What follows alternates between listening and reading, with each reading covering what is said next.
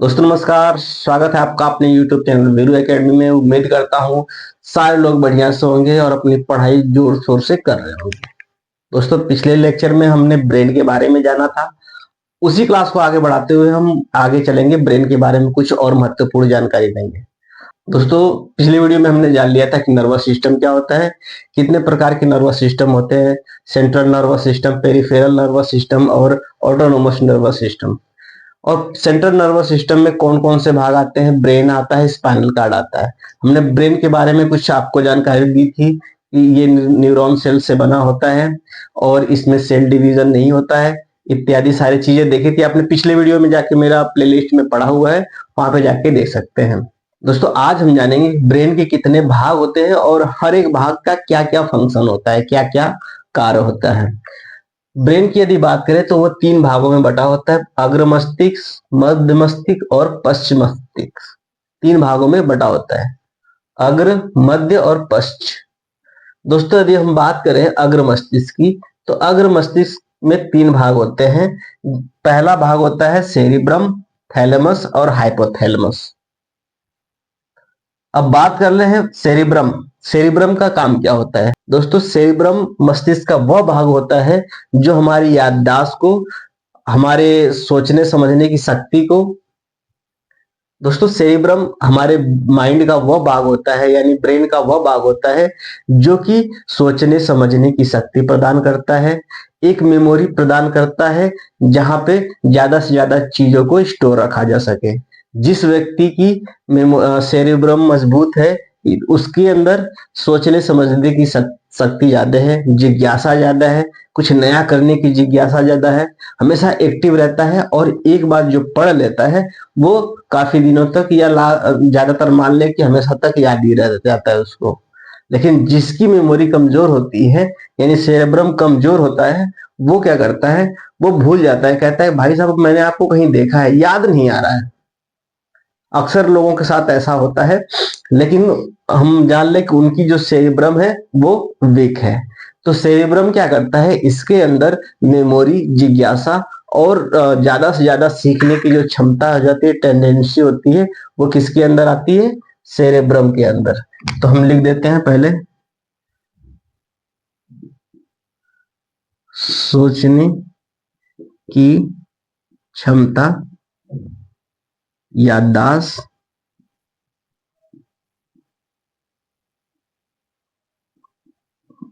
याददाश्त,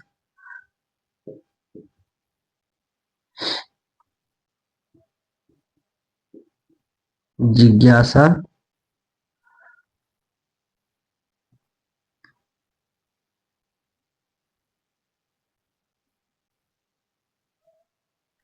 याद रखने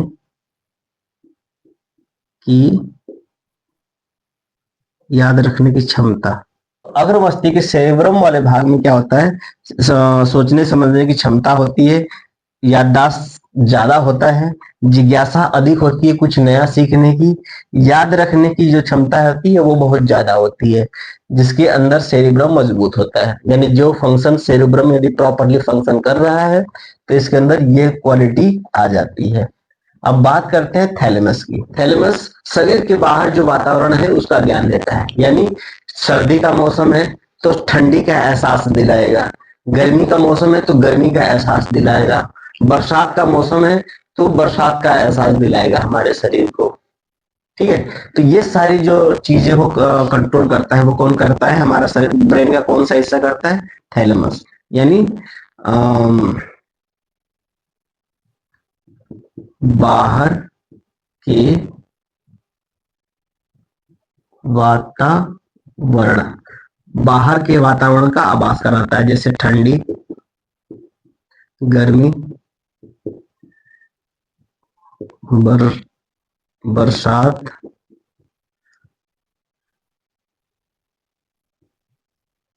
आदि। यहां तक समझ में आ गया? यानी सेरिब्रम क्या करता है, यह क्या करता है, सोचने समझने की क्षमता बताता है, याददाश्त को तेज करता है, जिज्ञासा उत्पन्न करता है और याद रखने की जो क्षमता है उसको बढ़ाता है। दोस्तों हाइपोथैलेमस और थैलेमस, दोनों का नाम लगभग मिलता जुलता हुआ है, वैसे इसका काम भी लगभग मिलता जुलता है। बाहर के तापमान या वातावरण, बाहर के वातावरण का जो ज्ञान कराता है वो कौन कराता है? थैलेमस। जैसे कोई चीज ठंडी है, बाहर गर्म है, जल रही है, धूप है, गर्माहट महसूस हो रही है, वगैरह वगैरह की जानकारी कौन सा हमारा ज्ञात कराता है? ब्रेन का थैलेमस भाग। जबकि यदि बात करें हाइपोथैलेमस की, तो वो शरीर के अंदर जितने भी चीजें हैं, तापमान है शरीर के अंदर, शरीर के अंदर तापमान को नियंत्रित करता है। यानी शरीर का तापमान यदि ज्यादा हो जाता है तो वो पसीने के रास्ते शरीर के तापमान को निकाल देता है। यदि सर्दी है तो महसूस कराता है कि सर्दी हो रही है। दोस्तों ये हमारा चरित्र भी बताता है, हाइपोथैलेमस ग्लैंड जो हमारा चरित्र भी बताता है, क्योंकि इसके अंदर लव, हेट, प्यार, घृणा, दयालुता,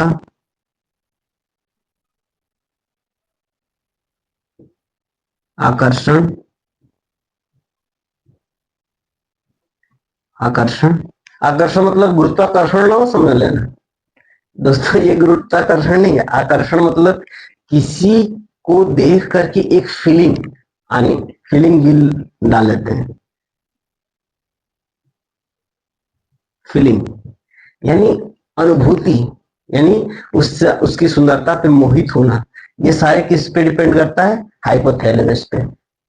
इसी वजह से दोस्तों वैसे खाना खाने को साधु संत लोग मना करते हैं जो हाइपोथैलेमस को एक्टिव कर देता है, क्योंकि हाइपोथैलेमस एक्टिव होता, क्योंकि जब हाइपोथैलेमस एक्टिव होगा तो लव आएंगे, हेट आएंगे, नफरत आएगा, फीलिंग आएगी और दयालुता आएगी, आकर्षण आएगा। ये सारी चीजों को कम करने के लिए वो ऐसा खाना खाते हैं जो हाइपोथैलेमस को एक्टिव ना करे।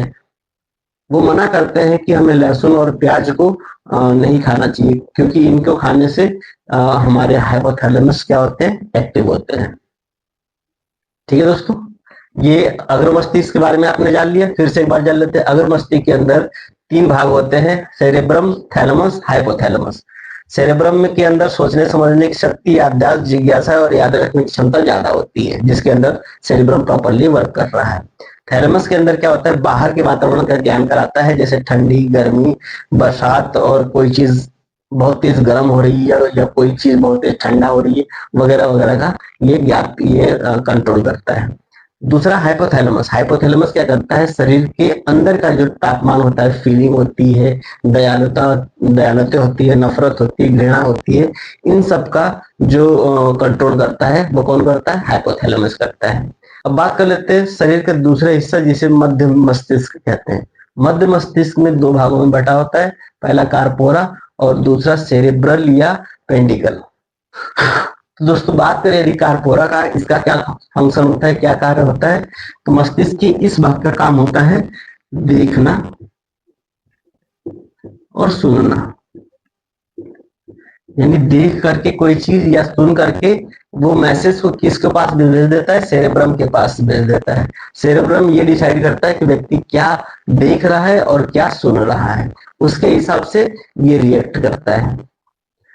मध्य मस्तिष्क का दूसरा भाग है सेरेब्रल या पेंडिकल। इसका फंक्शन क्या होता है दोस्तों? जो हमारा ब्रेन होता है,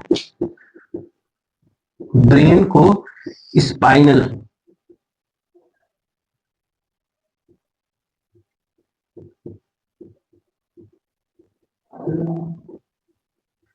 ब्रेन को स्पाइनल स्पाइनल कार्ड से कनेक्ट करता है। अब कनेक्ट कैसे करता है?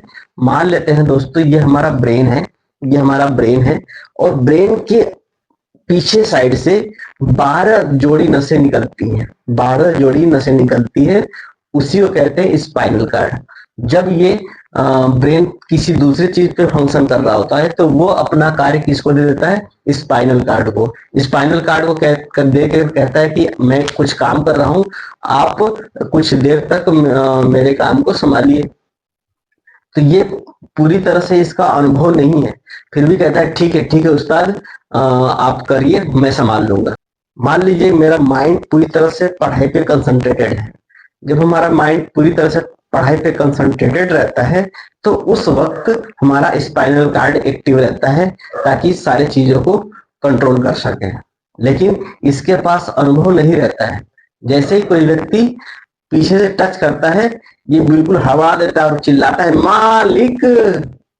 जैसे ही मालिक चिल्लाता है ब्रेन बिल्कुल एक्टिव हो जाता है, कहता है किसने बुलाया यार, कौन, ऐसे ना चिल्लाओ यार।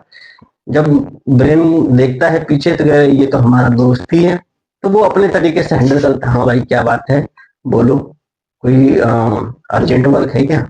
तो वो सब नॉर्मल वे में ले जाता है। लेकिन स्पाइनल कार्ड उस चीज को प्रॉपर तरीके से हैंडल नहीं कर पाता है। हालांकि ये इंफॉर्मेशन दे देता है कि कुछ गड़बड़ है, आप इसको देखिए। तो ब्रेन को स्पाइनल कॉर्ड से कंट्रोल करने का काम कौन करता है? सेरिब्रल करता है या पेंडिकल करता है। इसके बाद हम चलते हैं पश्च मस्तिष्क पे। पश्च मस्तिष्क दोस्तों क्या करता है? यह इसको दो भागों में बटा होता है, एक सेरिबेलम और दूसरा मोडुला ऑब्लंगेटा। अब सेरिबेलम का काम क्या होता है ये जान लेते हैं। सेरिबेलम का काम क्या होता है? इसका काम होता है बैलेंस बनाना। यानी हम जो चल पा रहे हैं, प्रॉपरली आपके सामने बोल पा रहे हैं, एक पैर पे खड़े हो पा रहे हैं, हाथ ऊपर कर पा रहे हैं, ऐसे ऐसे कर पा रहे हैं या दौड़ पा रहे हैं, तो इसका बैलेंस बनाना पड़ेगा ना। यदि किसी छोटे बच्चे को ऐसा करने के लिए कहा जाए तो वो नहीं कर पाएगा। क्यों? क्योंकि उसके अंदर सेरिबेलम जो है वो पूर्ण रूप से विकसित नहीं हो पाता है और ये प्रॉपरली काम नहीं करता है। इस वजह से बच्चा पहले रेंग के चलता है, फिर धीरे धीरे खड़ा होता है और घर खड़ा होकर के गिर जाता है। यदि हम ऐसे चल पा रहे हैं, यदि हमें कहा जाए कि यदि आप रस्सी पे चलिए, तो हम प्रॉपरली तरीके से रस्सी पे नहीं चल पाएंगे, क्योंकि वहां पे हमारा प्रैक्टिस नहीं है, वहां पे हमारा सेरिबेलम पूरे प्रॉपर तरीके से काम नहीं करेगा। इस वजह से ये सेरिबेलम का काम होता है बैलेंस बनाना। हमारे शरीर को कैसे बैलेंस बना करके चलना है, ये सब कंट्रोल कौन करता है? सेरिबेलम। अब बात करते हैं मेडुला ऑब्लंगेटा की। ये पश्च मस्तिष्क का भाग होता है। पश्च मस्तिष्क की बात करें यदि, तो वो हमारे यहाँ पे पाया जाता है जहाँ पे क्रेनियल बोन नहीं पाई जाती है। इसी वजह से किसी को भी पीछे की तरफ ज्यादा जोर से नहीं मारना चाहिए। यदि पीछे की तरफ आप ज्यादा जोर से मार देते हैं किसी को, तो आपका जो पश्च मस्तिष्क है, जिसमें सेरिबेलम और मेडुला ऑब्लंगेटा है, वो डैमेज हो सकते हैं। हालांकि जैसे ही पीछे की तरफ वार करेंगे तो सेरिबेलम काम करना बंद कर देगा, जिसकी वजह से शरीर का बैलेंस बिगड़ेगा और आदमी तुरंत गिर जाएगा। मेडुला ऑब्लंगेटा क्या करता है? हमारे शरीर के अंदर जितने भी मेटाबॉलिज्म एक्टिविटी है, जैसे डाइजेशन, रेस्पिरेशन, सर्कुलेशन, सारे जो क्रियाएं हुए उसको कौन कंट्रोल करता है? Medulla oblongata. सारे ये सब भी क्रियाएं बंद हो जाएंगी यदि पीछे कहीं चोट लग जाती है आपको। तो दोस्तों एक बार शॉर्ट रिवीजन कर लेते हैं। जो ब्रेन होता है उसको तीन भागों में बांटा गया है, एक अग्र मस्तिष्क, मध्य मस्तिष्क और पश्च मस्तिष्क। अग्र मस्तिष्क को तीन भागों में बांटा गया है, सेरिब्रम, थैलेमस और हाइपोथैलेमस। दोस्तों यदि बात करें सेरिब्रम का, तो सोचने समझने की क्षमता, याददाश्त तेज करना, जिज्ञासा उत्पन्न कराना, याद रखने की क्षमता को बढ़ाता है। तो यदि बात करें थैलेमस की, तो ये बाहर के वातावरण को बताता है या उसका ज्ञान कराता है, जैसे ठंडी, गर्मी, बरसात, या कोई बहुत तेज जल रही है या बहुत तेज प्रकाश निकल रहा है, इन सब का अनुभव कौन कराता है? थैलेमस। यदि हाइपोथैलेमस की बात करें, तो हाइपोथैलेमस शरीर के अंदर के ताप, लव, हेट, फीलिंग, दयालुता, आकर्षण, इन सबको कंट्रोल करने का काम कौन करता है? हाइपोथैलेमस। ये बहुत ही इंपॉर्टेंट भाग है। यदि इसको निकाल दिया जाए तो जीवन का कोई अर्थ ही नहीं रहेगा। न फीलिंग रहेगी, न लव रहेगा, न ही टेम्परेचर को आप कंट्रोल कर सकते हैं, न ही आपके अंदर दयालुता रहेगी, कुछ नहीं रहेगा। ठीक है। अब बात करते हैं यदि मध्य मस्तिष्क की, तो इसको दो भागों में बांटा गया है, कार्पोरा और सेरेब्रल या पेंडिकल।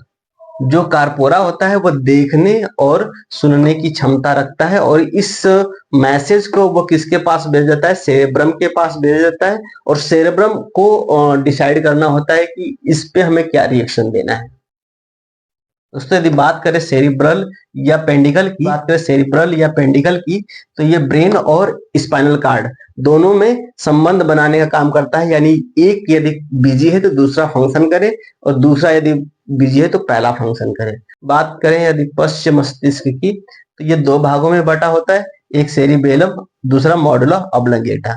सेरिबेलम का काम करता है शरीर को बैलेंस बनाने में, चलने फिरने दौड़ने में मदद करता है, या उसको शरीर को पूरी तरह से बैलेंस बनाने में मदद करता है। ये हमारे मेटाबॉलिज्म को कंट्रोल करता है। अब मेटाबॉलिज्म क्या होता है? हमारे शरीर में डाइजेशन, रिस्पायरेशन, हमारे भोजन का पचना, सांस लेना, हृदय का धड़कना, किडनी का जो फंक्शन होता है उसको क्रियान्वित कराना। यहाँ तक समझ में आ गया? तो हमने जान लिया कि ब्रेन के कितने पार्ट हैं, और ब्रेन के हर एक पार्ट के अंदर जो भाग पाए जाते हैं उनका क्या क्या फंक्शन होता है। एक बार स्क्रीनशॉट ले लीजिए, इसके बाद हम आगे चलते हैं। अब हम चलते हैं आगे। अब हमने देखा था जो नर्वस सिस्टम होता है वो तीन प्रकार के होते हैं, central nervous system, peripheral nervous system और ऑटोनोमस नर्वस सिस्टम। इसमें से सेंट्रल नर्वस सिस्टम के बारे में हम जान रहे थे। सेंट्रल नर्वस सिस्टम, इसके अंदर दो भाग था, पहला तो हो गया ब्रेन और दूसरा हो गया स्पाइनल कार्ड। ब्रेन के बारे में तो हमने जान लिया, ये किससे बना होता है, इसके पार्ट क्या होते हैं, इसको सेफ्टी कौन कौन प्रोवाइड कराता है, और इसके बारे में हमने ये भी जाना कि इसके प्रत्येक पार्ट का क्या क्या फंक्शन होता है। अब ब्रेन के बारे में हमने जान लिया, अब हम चलते हैं स्पाइनल कार्ड के बारे में। स्पाइनल कार्ड को सेकेंड ब्रेन भी कहते हैं। सेकेंड ब्रेन कहने के पीछे रीजन ये है कि जब ब्रेन कहीं और काम कर रहा होता है तो उसकी जगह पे स्पाइनल कार्ड ही फंक्शन करता है।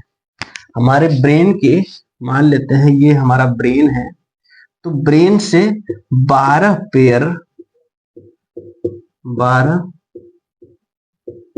पेयर जो नसें होती हैं, जो तंत्रिकाएं होती हैं, उसी को क्या कहते हैं? Spinal cord.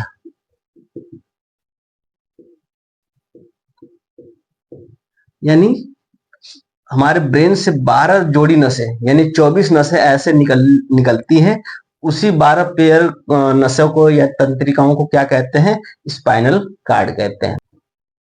दोस्तों जैसे ब्रेन को सेफ रखने के लिए एक बोन होता है, जिस बोन को कहते हैं क्रेनियल बोन, ये वाली क्रेनियल बोन, ये एक सुरक्षा प्रदान करता है। वैसे ही स्पाइनल कार्ड के लिए भी सुरक्षा चाहिए, और ये सुरक्षा कौन प्रदान करता है? बैकबोन यानी रीढ़ की हड्डी प्रोवाइड कराती है। उस रीढ़ की हड्डी के बीचों बीच ये 12 पेयर जो होते हैं नसें वो निकलती हैं, इसी को कहते हैं स्पाइनल कार्ड। यहां तक समझ में आया? ठीक है दोस्तों, इसके बारे में आपने जान लिया कि ब्रेन से निकलता है और रीढ़ की हड्डी के बीचों बीच रहता है। ये 12 पेयर के रूप में रहती हैं, और यहां से 31 पेयर नसें निकलती है, 31 इधर और 31 इस साइड, 31 इस साइड और 31 इस साइड, यानी 31 पेयर नसें यानी 31 पेयर तंत्रिकाएं इधर निकलती है और 31 पेयर तंत्रिकाएं इधर निकलती है। एक जालनुमा संरचना बना लेता है। तो ये वाली जो संरचना होती है इसी को कहते हैं स्पाइनल कार्ड। इसका फंक्शन क्या होता है कि जब ब्रेन अपना पूरी तरह से कहीं और काम कर रहा होता है तो ब्रेन की जगह पे वह अपना काम शुरू कर देता है। जैसे जमाई आना, छींक आना, या किसी और को देख करके डर जाना, ये किसके अंदर आता है? कौन कंट्रोल करता है? अचानक होने वाली क्रियाएं होती हैं, जो कौन कंट्रोल करता है? स्पाइनल कार्ड करता है। तो दोस्तों आज के लिए बस इतना ही, मिलेंगे कल नए उमंग, नए तरंग और नए जोश के साथ। तब तक के लिए जय हिंद।